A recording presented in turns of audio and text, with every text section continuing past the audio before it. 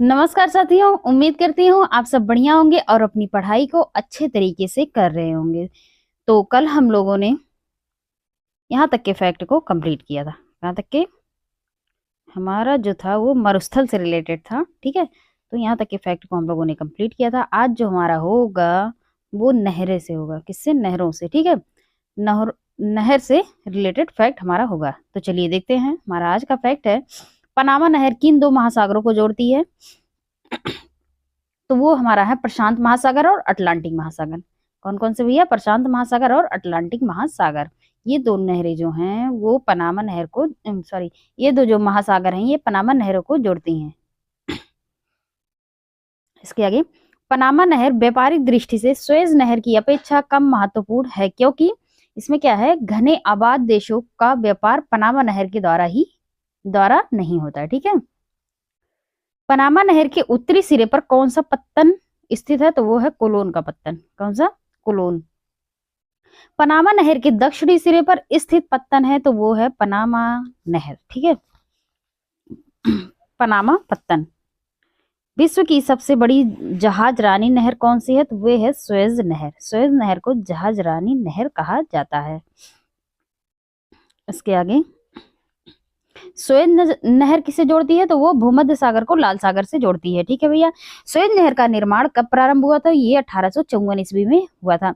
Suez नहर का कब बनकर तैयार हुई थी? तो ये 1869 में बनकर तैयार हो गई थी। 1854 में स्टार्टिंग हुई थी और 1869 में ये बनकर रेडी हो गई थी, ठीक है। सुएज नहर की लंबाई कितनी है? तो 168 किलोमीटर। कितना? 168 किलोमीटर सुएज नहर की लंबाई है। सू नहर किसको जोड़ती है? तो ये सुपीरियर को ह्यूरन से जोड़ती है। किससे? सुपीरियर को ह्यूरन से जोड़ती है, ठीक है। कील नहर किसे जोड़ती है? तो ये उत्तरी सागर को बाल्टिक सागर से जोड़ती है। कौन सी नहर बाल्टिक सागर और उत्तरी सागर को जोड़ती है? तो वो कील नहर है, ठीक है भैया। करा नहर यानी किस देश में स्थित है? तो वो थाईलैंड में। करा नहर कहाँ स्थित है? तो थाईलैंड में स्थित है। पनामा जल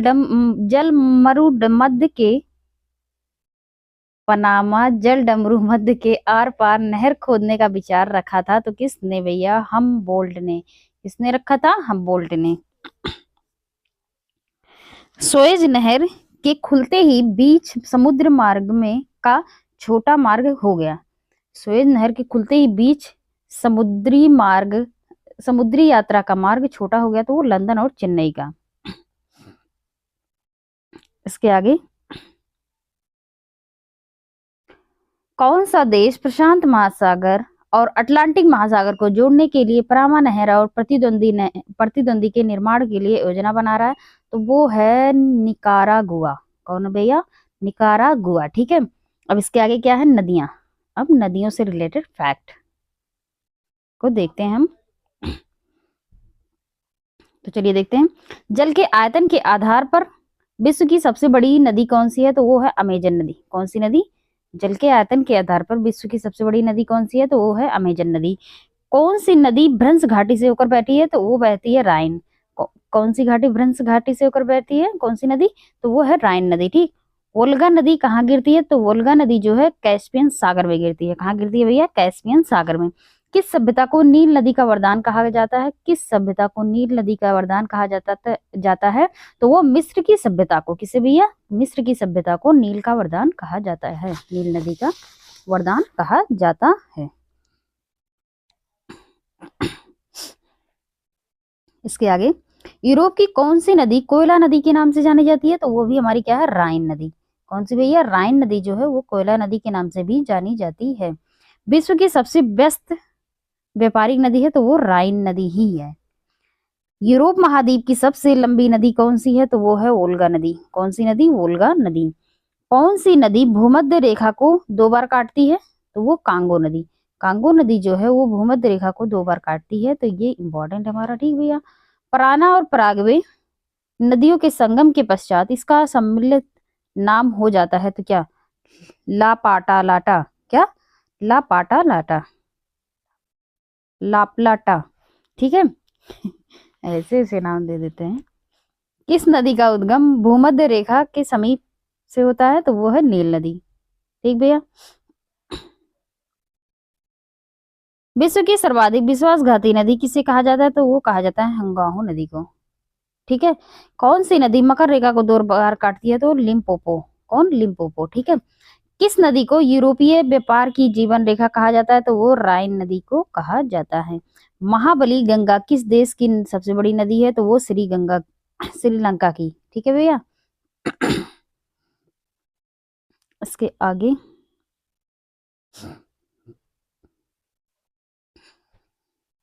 बांग्लादेश में किस नदी को पद्मा के नाम से पुकारा जाता है? तो वो गंगा। गंगा को पद्मा के नाम से बांग्लादेश में जाना जाता है। किस नदी को तेल नदी के नाम से जाना जाता है? तो वो नाइजर को। ठीक है। रूस की सर्वाधिक महत्वपूर्ण नदी कौन सी है? तो वो है वोल्गा। कौन है भैया? वोल्गा। लाल नदी यानी रेड रिवर किस देश में बहती है? तो वो वियतनाम में बहती है। विश्व की विशाल नदी मेकांग बहती है? तो वो मलेशिया में बहती है। कहाँ बहती है?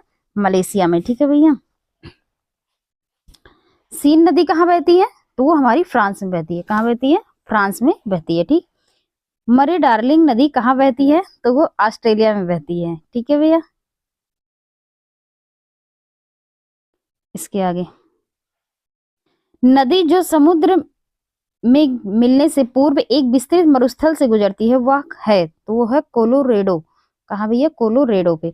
नील नदी कहाँ गिरती है? तो ये भूमध्य सागर में गिरती है। जॉर्डन नदी कहाँ गिरती है? तो ये मृत सागर में गिरती है। हंगाहो नदी कहाँ गिरती है? तो वो पीला सागर में गिरती है। ठीक है भैया। कौन सी यूरोपीय नदी ब्लैक फॉरेस्ट से निकलकर काला सागर में गिरती है? तो डेन्यूब। कौन सी नदी? डेन्यूब नदी। ठीक।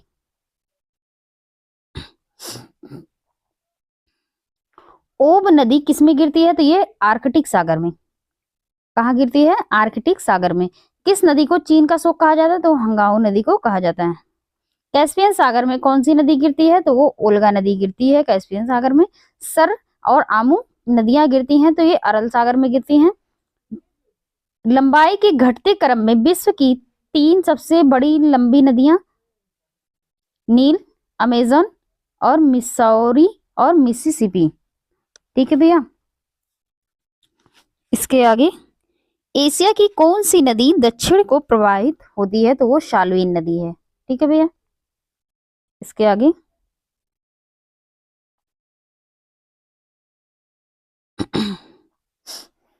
विश्व की सबसे चौड़ी नदी अमेजन है। विश्व की सबसे लंबी नदी तो वो नील नदी है।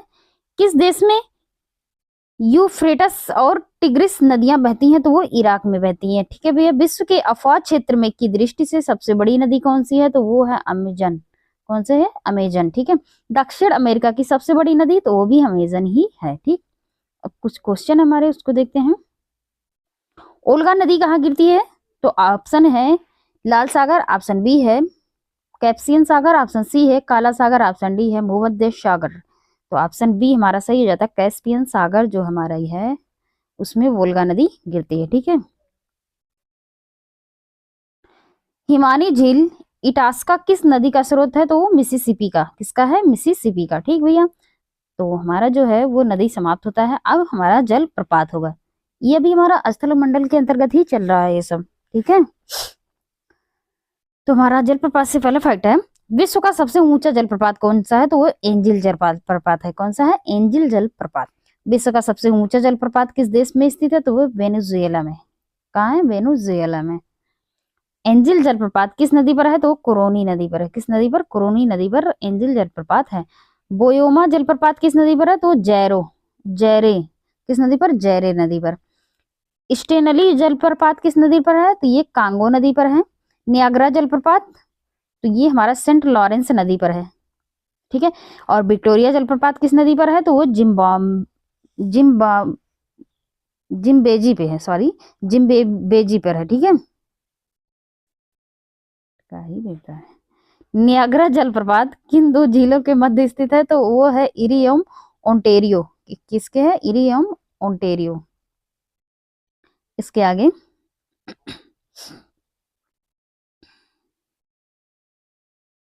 नियाग्रा जलप्रपात कहाँ है? तो ये यूएसए में है। कहाँ भैया? USA, United state of America. Niagara जलप्रपात किसकी सीमा पर स्थित है? तो ये भी हमारा यूएसए एवं कनाडा की सीमा पर स्थित है नियाग्रा जलप्रपात। ठीक है भैया, तो जलप्रपात से समाप्त होता है फैक्ट। अब हमारा जो है वो झील से है, किससे, झील से रिलेटेड फैक्ट है हमारा। तो चलिए देखते हैं झील। विश्व की सबसे बड़ी झील कौन सी है, तो कैस्पियन सागर।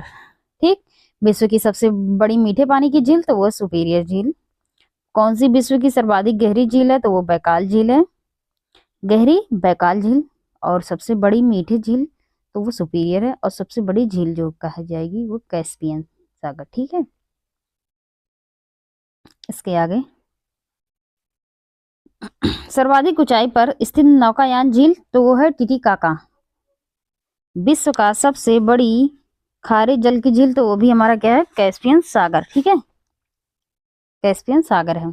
कौन सा देश युग्म अरल सागर के किनारे है, तो वो टिटिका, अरे सॉरी, कजाकिस्तान और उज्बेकिस्तान। क्या भैया, कजाकिस्तान और उज्बेकिस्तान। ठीक है भैया, अमेरिका के झील प्रदेश में सम्मिलित 5 झीलों में से कौन सी पूर्णतः संयुक्त राज्य अमेरिका में स्थित है, तो वो है मिशिगन। कौन है भैया, मिशिगन। विक्टोरिया झील अवस्थित है, तो वो पूर्वी अफ्रीका में अवस्थित है। कौन सी एक झील तंजानिया युगांडा के बीच अंतरराष्ट्रीय सीमा बनाती है, तो वो है हमारी विक्टोरिया।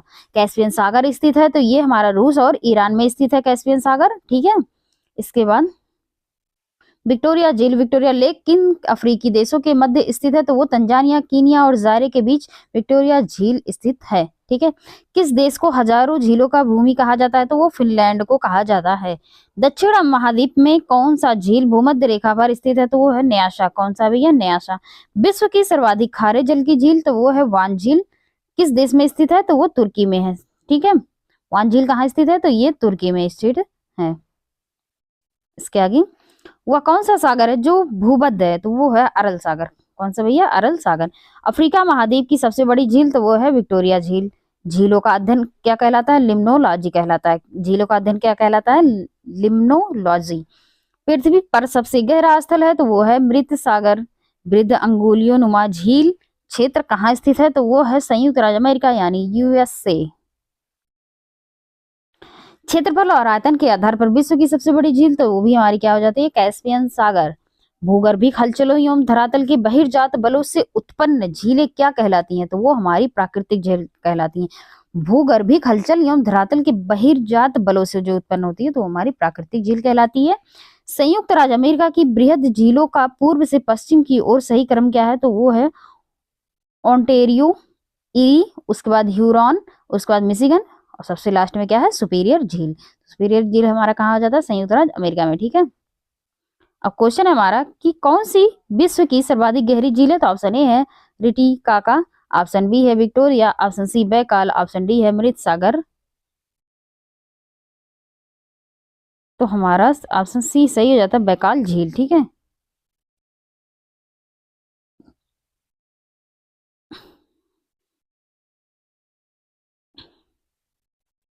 अब तक तो हम लोगों ने स्थल मंडल के अंतर्गत इतने सारे फैक्ट किए हैं जो अलग अलग तरीके से, जैसे जलप्रपात हो गया, नहरें, जनसंख्या से था, और फिर अभी हमने क्या नाम है झील से देखा, ये सब हमारे स्थल मंडल के अंतर्गत आए।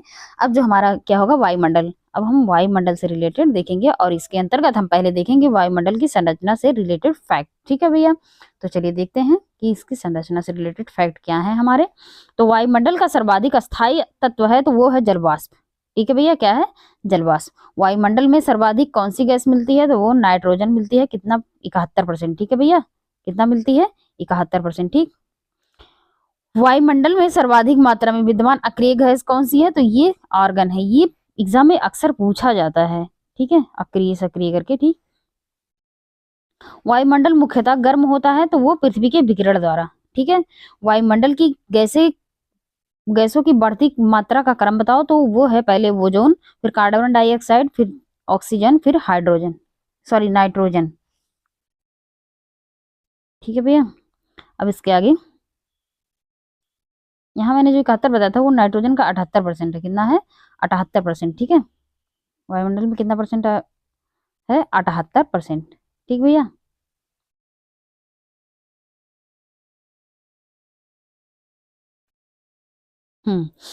कौन सी गैस ग्रीन हाउस प्रभाव के लिए उत्तरदायी है, तो वो है CO2 कौन सी है? CO2। सूर्य की तीव्र किरणों द्वारा झुलसने से वायुमंडल की कौन सी गैस हमारी रक्षा करती है? तो वो है ओजोन। ठीक है।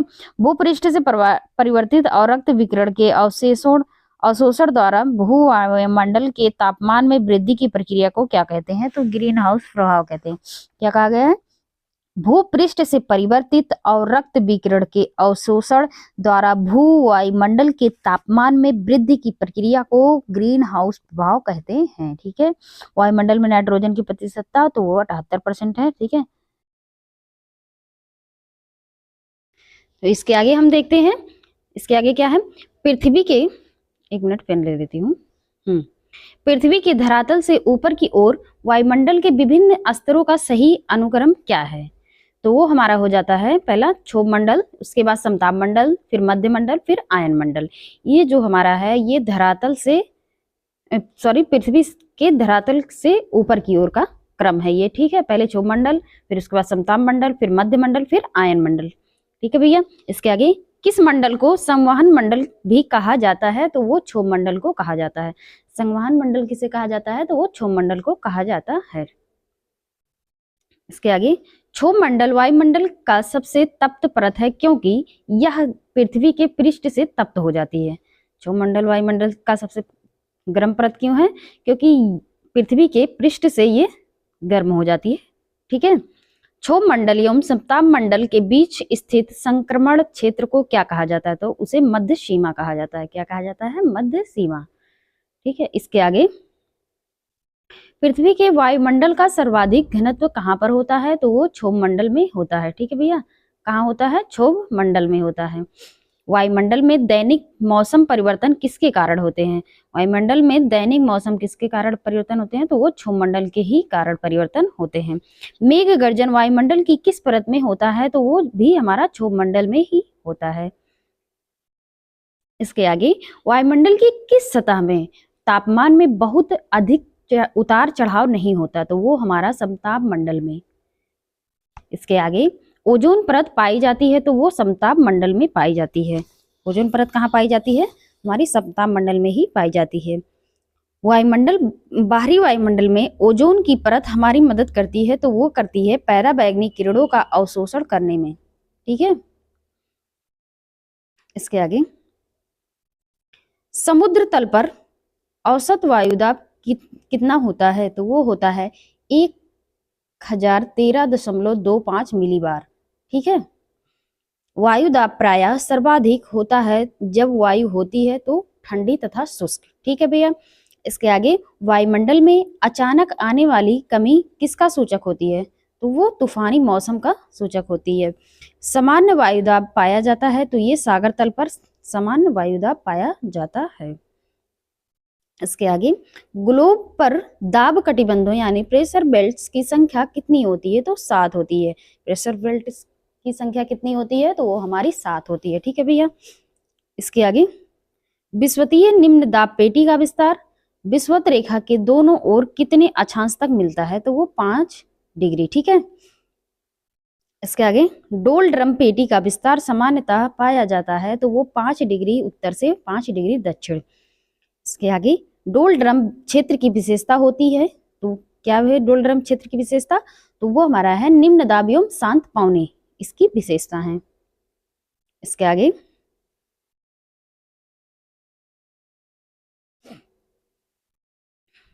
शांत पेटी किस रेखा के दोनों ओर पाई जाती है? तो वो भूमध्य रेखा के दोनों ओर पाई जाती है। ओजोन परत पृथ्वी से करीब कितनी ऊंचाई पर है? तो वो 20 किलोमीटर की ऊंचाई पर है। ठीक है। जेट धाराएं प्रायः कहाँ पाई जाती हैं? तो क्षोभ सीमा में पाई जाती हैं। वायुमंडल कई प्रकार की गैसों के मिश्रण से बना है। पृथ्वी के नजदीक वायुमंडल की मुख्यतः पाई जाती है तो नाइट्रोजन और ऑक्सीजन सबसे नजदीक पाई जाती हैं पृथ्वी के। ठीक है। अब हमारा क्वेश्चन है तो हम क्वेश्चन देख लेते हैं। क्वेश्चन क्या है? वायुमंडल में सबसे अधिक किस गैस का प्रतिशत है? तो ऑप्शन ए है carbon, option B nitrogen, option C है ऑक्सीजन, ऑप्शन डी है हाइड्रोजन। तो ऑप्शन बी हमारा सही हो जाता है नाइट्रोजन। ठीक है। वायुमंडल में सबसे अधिक गैस कौन सी पाई जाती है? तो नाइट्रोजन। कितना? 78%। ठीक है भैया। इसके आगे ओजोन परत अवस्थित है? तो ऑप्शन ए है क्षोभ मंडल, ऑप्शन बी है क्षोभ सीमा में, ऑप्शन सी है समताप मंडल में, ऑप्शन डी है प्रकाश मंडल में। तो ऑप्शन सी हमारा सही हो जाता है, समताप मंडल में ओजोन परत पाया जाता है। ठीक है भैया, इसके आगे क्वेश्चन है हमारा, रेडियो तरंगों के विक्षेपण के लिए वायुमंडल के निम्नलिखित स्तरों में से कौन सा उत्तरदायी है? तो ऑप्शन ए है क्षोभ मंडल यानी ट्रोपोस्फियर, समताप, ऑप्शन बी है समताप मंडल स्ट्रेटोस्फियर, ऑप्शन सी है मध्य मंडल यानी मेसोस्फियर, ऑप्शन डी है आयन मंडल यानी आयनोस्फियर। तो ऑप्शन डी हमारा सही हो जाता है आयनोस्फियर। ठीक है, इसके आगे क्वेश्चन है हमारा, संचार उपग्रह वायुमंडल के किस स्तर में अवस्थित किए जाते हैं? तो ऑप्शन ए है बहिर्मंडल, ऑप्शन बी है समताप मंडल, ऑप्शन सी है आयन मंडल, ऑप्शन डी है क्षोभ मंडल। तो ऑप्शन ए हमारा सही हो जाता है बहिर्मंडल। ठीक है भैया, अब जो हम करेंगे दूसरा हमारा क्या होगा, वो पवन से रिलेटेड होगा। पवन से रिलेटेड हम आज देखेंगे। तो चलिए देखते हैं आज का पवन से रिलेटेड फैक्ट। तो पहला हमारा फैक्ट है, व्यापारिक हवाएं यानी ट्रेड्स विंड्स किन अक्षांशों से किन अक्षांशों की ओर बहती हैं? व्यापारिक हवाएं किन अक्षांश से किन अक्षांशों की ओर बहती हैं? तो वो अश्व अक्षांशों से विषुवत रेखा की ओर बहती हैं। ठीक है, उच्च दाब क्षेत्र में भूमध्य सागर की ओर चलने वाली पवनें होती हैं, तो वो भैया व्यापारिक पवनें होती हैं। कौन सी पवनें होती हैं? व्यापारिक पवनें। पूरे वर्ष एक ही दिशा में प्रवाहित होने वाली पवन क्या कहलाती है? तो वो सनातनी पवन कहलाती है। क्या कहलाती है? सनातनी पवन। ठीक है भैया, वे नियमित हवाएं जो कि गरजता चालीसा या प्रचंड पाचासा और चीखता साठा के उपनाम से भी जानी जाती है। तो वो कौन सी हवा होती है? पछुआ। पछुआ को गरजता चालीसा, प्रचंड पचासा और चीखता साठा के नाम से भी जाना जाता है। ठीक है भैया, इसके आगे दहाड़ता चालीसा क्या है? तो वो दक्षिणी गोलार्ध में है। ठीक है, 40 अंश अक्षांश के पास चलने वाली तेज हवा को क्या कहा जाता है? तो दहाड़ता चालीसा कहा जाता है। ठीक है भैया, क्या कहा जाता है? दहाड़ता चालीसा। भयंकर पचासा का चलते हैं, तो वो 50 अंश दक्षिणी अक्षांश पर। कहाँ चलते हैं? 50 अंश दक्षिणी अक्षांश पर चलते हैं। ठीक है भैया, चीखता साठा पवन प्रवाहित होती हैं तो 60 अंश दक्षिणी अक्षांश के निकट। इसके आगे मानसून शब्द का तात्पर्य क्या है? तो हवाओं के रुख का बदलना ही मानसून होता है। ठीक है, मानसूनी हवाएं निम्न दाब क्षेत्र की ओर चलती हैं। मानसूनी हवाएं किस ओर चलती हैं? तो निम्न दाब क्षेत्र से निम्न दाब क्षेत्र की ओर ही चलती हैं। ठीक है, इसके आगे अल्पास पर्वत के ऊपरी भाग में बहने वाली उष्ण शुष्क स्थानीय हवाओं को क्या कहा जाता है? तो उन्हें फॉन कहा जाता है। क्या कहा जाता है? फॉन। ठीक है भैया, इसके आगे रॉकी पर्वत के पूर्वी ढालों पर उतरने वाली हवा को संयुक्त राज्य अमेरिका और कनाडा में क्या कहते हैं? तो चीनूक कहते हैं। क्या कहते हैं? यूएसए और कनाडा में इस हवा को क्या कहते हैं? तो इसे चीनूक कहते हैं। ठीक है, कौन सी वायु स्विट्जरलैंड में उत्तरी अल्पास के विमुख ढाल पर बहती है? तो वो भी हमारी क्या हो जाती है? फॉन। ठीक है भैया, इसके आगे पछुआ हवाएं वे हवाएं हैं जो बहती हैं भूमध्य रेखा के 30 डिग्री से 60 डिग्री उत्तर दक्षिण अक्षांश रेखाओं के मध्य। तो वो हमारी पछुआ पवनें होती हैं। ठीक है, समुद्री समीर कहलाती है, बहती है। समुद्री समीर जो है वो बहती है कहाँ? तो वो दिन के समय में बहती है। ठीक है, वायुमंडलीय हवा पृथ्वी पर रखी जाती है, तो वो पृथ्वी के घूर्णन द्वारा। इसके द्वारा? पृथ्वी के घूर्णन द्वारा। ठीक है, व्यापारिक पवनों की परिघटना किस कारण होती है? व्यापारिक पवनों की परिघटना किस कारण होती है? तो ऊष्मा का संवहन द्वारा। इसके द्वारा? ऊष्मा के संवहन द्वारा। ठीक है, सिरोको एक नाम किस अर्थ के लिए प्रयुक्त होता है? तो वो स्थानीय पवनों के लिए प्रयुक्त होता है। सिरोको किस लिए प्रयुक्त होता है? ये किसके लिए? तो ये स्थानीय पवन के लिए। ठीक है भैया, इसके आगे डोल ड्रम क्या है? डोल ड्रम क्या है? तो ये हमारा उष्णकटिबंधीय पवन पट्टी है। डोल ड्रम क्या है? तो वो उष्णकटिबंधीय पट्टी है। ठीक है भैया, तो हमने पवन पूरा कंप्लीट किया। ठीक है, अच्छे तरीके से। अब हमारा कल हम क्या देखेंगे? चक्रवात और प्रतिचक्रवात। ठीक है, कल हम यहाँ से स्टार्ट करेंगे। तो आज के लिए इतना ही, इसके आगे कल कंटिन्यू रखेंगे। Thank you so much.